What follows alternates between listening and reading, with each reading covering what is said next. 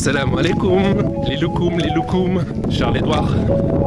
Faites-moi donc part de votre ressenti quant à ce contenu que TikTok m'a si généreusement suggéré de visionner. Mais j'ai tout de même 83 ans, moi. Ceci n'est plus de mon acabit de me référer à de telles synapsies. Mais absolument pas. Trompez-vous, Huguette. Sachez que ces contenus sont aussi bien faits pour Charles-Édouard que pour vous. Mandiaï a 34 ans et a vécu dans une petite ville portuaire non loin de la ville de Saint-Louis au Sénégal. Ces rues sablonneuses regorgent d'enfants qui jouent.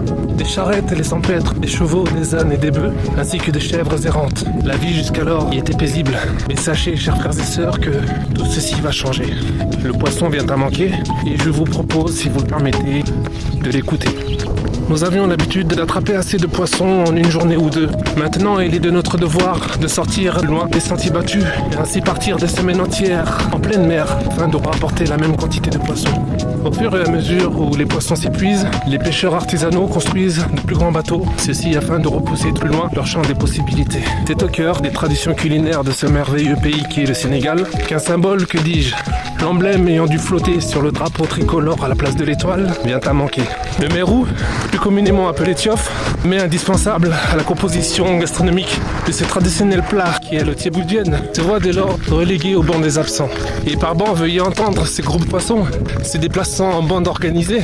Comprenez donc que l'effondrement de la pêche au Sénégal, c'est l'équilibre familial et social d'une nation tout entière qui sont trouvés ébranlés. Ceci impactant directement les ressources de 600 à 700 000 individus. Veuillez donc considérer que pour ces acteurs de la surpêche, les Galapagos, ces fameux cargos pouvant extraire 300 tonnes à la fois, retirer le pain de la bouche de tant de familles, ceci réclamant un effort si peu considérable que l'on peut le ménager en moins de peine que 4 par 3. Auparavant, fumée et séchée, la viande de poisson pouvait être transportée jusqu'à la sous-région. Et c'est désormais autour des mangroves de faire office de garde-manger. Sachez par ailleurs que le comble de l'exploitation massive de ces poissons, c'est qu'après avoir été broyés pour être transformés en farine de poisson, ceux-ci ne sont pas destinés à nourrir directement les habitants d'Europe ou d'Asie, mais devinez qui, ou plutôt devinez quoi, leurs animaux d'élevage. Et ouais, c'est l'équivalent de la nourriture de 30 millions d'habitants d'Afrique de l'Ouest, du Mali en passant par le Burkina Faso, la Guinée, disparaissant au profit des saumons, poulets et porcs des pays les plus riches.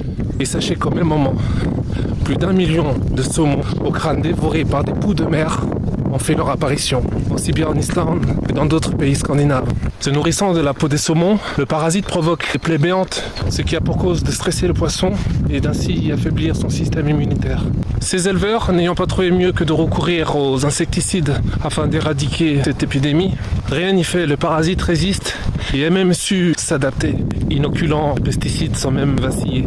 Depuis le début des années 2000, ce n'est pas moins d'une 60aine de milliers de mordiailles ayant péri tout au long du littoral ouest-africain ainsi que du bassin méditerranéen.